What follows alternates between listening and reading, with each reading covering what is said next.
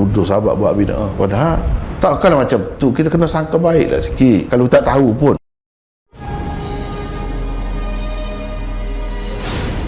Itu saja dia buat. Nak kata bid'ah tak boleh macam tu. Macam semayang tarawih apa semua pun tak boleh kita nak kata bid'ah. Walaupun Nabi tak buat sepanjang bulan tu, tak pernah buat. Kira-kiranya bila sahabat buat tu, terutama Khulafaur Rasyidin buat, kira-kira dia tahulah Nabi SAW nak begitulah. Patutnya kita kata begitu. Barulah tidak jadi kita menuduh sahabat tu buat bid'ah. Buat bid'ah bukan senang, bukan main-main. Secara tidak langsung berarti kita telah menuduh orang tu, orang ni di kalangan sahabat tu buat bid'ah. Itu benda salah besar tu, kena bertaubat tu bagi saya tu. Bismillahirrahmanirrahim. Bertemu kali ini dengan klip pembelaan Asri Yusuf terhadap bid'ah yang dilakukan oleh para sahabat Nabi. Mungkin kerana terlalu mendewa-dewakan sahabat Nabi, Asri Yusuf bertindak membela bid'ah yang dilakukan oleh sahabat Nabi tanpa mengkritiknya. Namun ia berani membid'ahkan amalan ahlu sunnah yang lain seperti tahlil. Ngantik tak balik kau? Apa yang tak boleh? Apa bid'ah? Hak bid'ah ni semua tak ada. Semua tak ada. Katok-katok pala ke apa, hak rambut-rambut tu. Tu hak bid'ahnya. Sinilah yang jadi masalah. Hak ni dia tidak faham sebagai bid'ah. Ramai di antara masyarakat kita ni bukan orang biasa, orang alim pun dia duduk kata tidak bid'ah benda ni. Inilah sikap double standard yang menjadi dilema golongan seperti Asri Yusuf. Umar Al-Khattab mengakui solat tarawih adalah bid'ah. Dalam kitab Sahih Al-Bukhari, penerbit Dar Ibn Kathir, cetakan pertama tahun 2002, muka surat 482, diriwayatkan, faqala Umar, inni ara law jama'tu haula'i ala qari'in wahidin lakana amthal, thumma azama fajama'ahum ala Ubay ibn Ka'b, thumma kharajtu ma'ahu laylatan ukhra wan nasu yusalluna bi salati qari'ihim, qala Umar, ni'mal bid'atu hadhihi. Maka Umar berkata, aku fikir seandainya mereka semuanya salat berjamaah dengan dipimpin oleh satu orang imam, itu lebih baik. Kemudian Umar memantapkan keinginannya, lalu mengumpulkan mereka dalam satu jemaah yang dipimpin oleh Ubay bin Ka'b. Kemudian aku keluar lagi bersamanya pada malam yang lain. Ternyata mereka solat dalam satu jemaah yang dipimpin oleh seorang imam. Lalu Umar berkata, alangkah baiknya bid'ah ini. Kenapa Umar menamakan solat tarawih sebagai bid'ah? Bid'ah tetap bid'ah, bukan lagi sunnah Nabi. Dalam kitab Irsyad As-Sari li Syarhi Sahih Al-Bukhari, karya Al-Qastalani, jilid keempat, penerbit Darul Kutub Al-Almiyah Beirut, cetakan pertama tahun 1996, muka surat 577.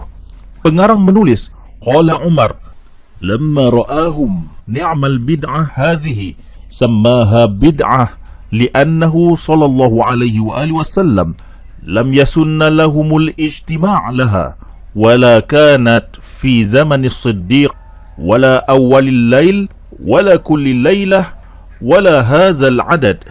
Umar berkata, alangkah baiknya bid'ah ini. Dia menyebutnya sebagai bid'ah kerana Nabi Muhammad SAW tidak mensunnahkannya untuk berhimpun, dan tidak pula wujud di zaman Abu Bakar, tidak pula pada permulaan malam atau setiap malam mahupun dengan bilangan ini. Sahabat Nabi menentang bid'ah Umar. Abdullah bin Umar yang merupakan sahabat Nabi terkenal menentang bid'ah yang tidak pernah terjadi di zaman Rasul dan pemerintahan Abu Bakar ini. Dalam kitab Al-Musannaf yang disusun oleh Abdul Razak Al-San'ani, jilid keempat, cetakan pertama tahun 1972, muka surat 264, diriwayatkan, ja'a rajulun ila ibni Umar, qala usalli khalfal imami fi Ramadan, qala ataqra'ul Quran, qala na'am. Telah datang seorang laki-laki kepada Ibnu Umar lalu bertanya, bolehkah aku solat di belakang imam di bulan Ramadan? Jawab Ibnu Umar, apakah engkau membaca Al-Quran? Jawabnya, iya. Qala afatunsitu ka'annaka himarun, salli fi baitika. Ibnu Umar berkata, apakah kamu berdiam diri seolah-olah kamu seekor keldai? Solatlah di rumahmu. Sahabat dan tabi'in enggan melakukan bid'ah solat tarawih berjamaah. Dalam kitab Al-Musannaf Ibni Abi Shaybah, karya Ibnu Abi Shaybah, jilid ketiga, penerbit Maktabah Ar-Rushd, cetakan pertama tahun 2004, muka surat 399, terdapat bab Man kana la yaqumu ma'an nas fi Ramadan. Bab orang yang tidak mendirikan solat tarawih berjamaah di bulan Ramadan.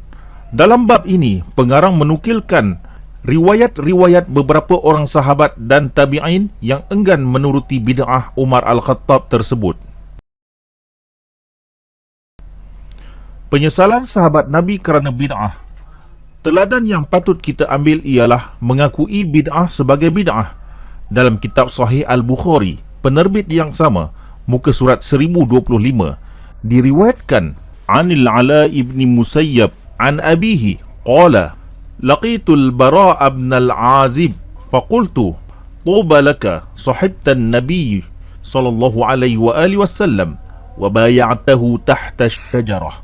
Diriwayatkan daripada Al-Ala bin Al-Musayyab daripada ayahnya yang berkata, aku bertemu Bara' bin Azib, maka aku pun berkata, alangkah baiknya kamu engkau menemani Nabi SAW dan berbaiat kepada baginda di bawah pohon.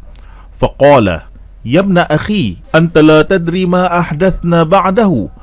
Beliau menjawab, wahai anak saudaraku, engkau tidak tahu bid'ah apakah yang kami lakukan setelah kewafatan baginda. Perkataan ahdasna ini bermaksud mengada-ngadakan hal yang baru dalam agama.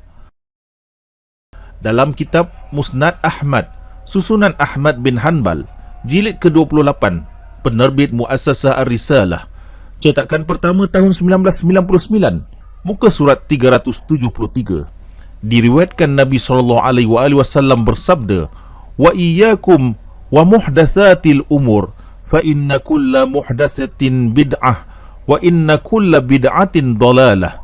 Hindarilah kalian akan hal-hal yang baru. Sesungguhnya setiap hal yang baru adalah bid'ah dan setiap bid'ah adalah sesat. Dalam kitab Al-Mustadrak ala Sahihain, susunan Al-Hakim Al-Nishaburi, jilid keempat, penerbit Darul Kutub Al-Almiyah Beirut, cetakan kedua tahun 2002, muka surat 7, diriwayatkan qalat Aisyah wa kanat tuhaddithu nafsaha an tudfana fi baitiha ma'a Rasulillah sallallahu alaihi wa alihi wasallam wa Abi Bakr faqalat inni ahdathtu ba'da Rasulillah sallallahu alaihi wa alihi wasallam hadasan fununi ma'a azwajihi fadufinat bil Baqi'. Aisyah berkata, ia bercerita tentang dirinya agar dikebumikan di rumahnya bersama Rasulullah sallallahu alaihi wasallam dan Abu Bakar. Katanya, sesungguhnya aku telah mengada-ngadakan bid'ah setelah kewafatan Rasulullah, suatu bid'ah. Tanamlah aku bersama isteri-isteri baginda. Maka Aisyah pun dikebumikan di Baqi'. Sunnah Nabi Muhammad SAW terseleweng setelah kewafatan baginda. Dalam kitab Sahih Al-Bukhari, cetakan yang sama, muka surat 163, diriwayatkan haddathana al-A'mash qala sami'tu Saliman qala sami'tu Ummad Darda taqulu dakhala alayya Abu Darda wa huwa mughdabun faqultu ma aghdabaka faqala wallahi ma a'rifu min ummati Muhammadin sallallahu alaihi wa alihi wasallam syai'an illa annahum yusalluna jami'an. Al-A'mash berkata, aku mendengar Salim berkata, aku mendengar Ummu Darda berkata, Abu Darda datang bertemu denganku dalam keadaan marah. Ummu Darda bertanya, ada apa denganmu? Abu Darda menjawab, demi Allah, aku tidak tahu sedikit pun sunnah yang dilakukan di kalangan umat Nabi Muhammad sallallahu alaihi wasallam kecuali mereka hanya melaksanakan solat berjemaah. Dalam muka surat 139 diriwayatkan Az-Zuhri yaqul dakhaltu ala Anas ibn Malik bi Dimashq wa huwa yabki faqultu ma yubkika faqala la a'rifu syai'an mimma adraktu illa hadhihi as-salah wa hadhihi as-salatu qad duyi'at. Al-Zuhri berkata, Aku bertemu dengan Anas bin Malik di Damsyik dalam keadaan menangis. Aku bertanya kepadanya, apa yang membuatkan kamu menangis? Beliau menjawab, aku tidak tahu sedikit pun dari apa yang aku sedari melainkan solat ini, dan solat ini pun telah hilang. Tuduh sahabat buat bid'ah. Padahal takkan macam tu. Kita kena sangka baiklah sikit kalau tak tahu pun. Sahabat Nabi diseret ke neraka kerana melakukan bid'ah. Dalam kitab Sahih Al-Bukhari cetakan yang sama, muka surat 1138, diriwayatkan, "Thumma qala, ala wa inna awwalal khalaiqi yuksa yaumal qiyamah Ibrahim, ala wa innahu yuja'u birijalim min ummati fayu'khadhu bihim dhata shimal, fa aqulu ya rabbi usayhabi fayuqalu innaka la tadri ma ahdathu ba'daka." Kemudian Nabi bersabda, ketahuilah, sesungguhnya makhluk pertama yang diberi pakaian pada hari kiamat adalah Ibrahim AS. Ketahuilah sesungguhnya beberapa orang dari umatku akan didatangkan lalu mereka diambil ke golongan kiri. Aku berkata, wahai Rabb, sahabat-sahabatku. Dikatakan, sesungguhnya engkau tidak tahu bid'ah apa yang mereka adakan sepeninggalanmu. Apakah maksud golongan yang ke kiri? Dalam kitab tafsir Al-Kashaf karya Al-Zabakhsyari, jilid ke-6, penerbit Maktabah Al-Ubaidan, cetakan pertama tahun 1998, muka surat 22, pengarang menulis, yu'khadhu bi ahlil jannati zatal yamin wa bi ahlin nar zatal shimal. Sunnah Nabi berkata benar walaupun pahit.